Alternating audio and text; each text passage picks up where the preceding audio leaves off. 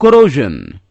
It may be defined as a process where materials, usually metals, are deteriorated because of a chemical reaction with air, moisture and chemicals.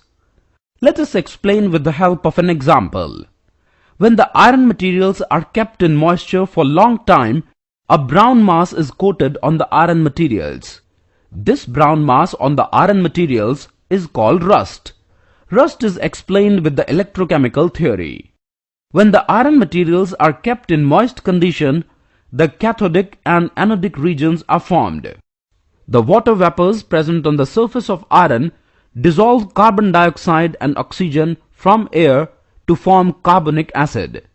So now the surface of iron is covered with carbonic acid. Carbonic acid dissociate to small extent to H+ ions. Iron in contact with carbon dioxide undergoes oxidation to ferrous iron with release of electrons. These electrons move through the iron metal and reach to the cathodic region. At cathodic region, H+ ions gain electrons to form hydrogen atom. These hydrogen atoms react with oxygen atoms to water. Thus, in overall reaction, iron is reduced to ferrous ions. These ferrous ions react with oxygen to form ferrous oxide, which undergoes hydration to form hydrated ferric oxide. Hydrated ferric oxide is called rust.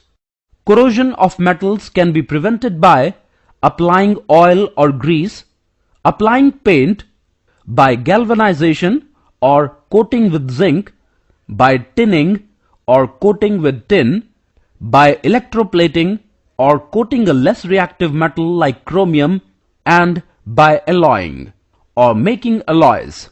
Let us explain some methods to prevent the corrosion. Plating. Let us see. Put some gold and iron in the gold solution.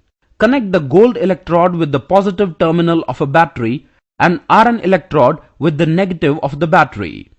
When current is applied, the gold on the positive electrodes dissolves into the solution and gets attached to the surface of iron on the negative electrode. After some time, we see that the iron is covered with gold. Galvanization.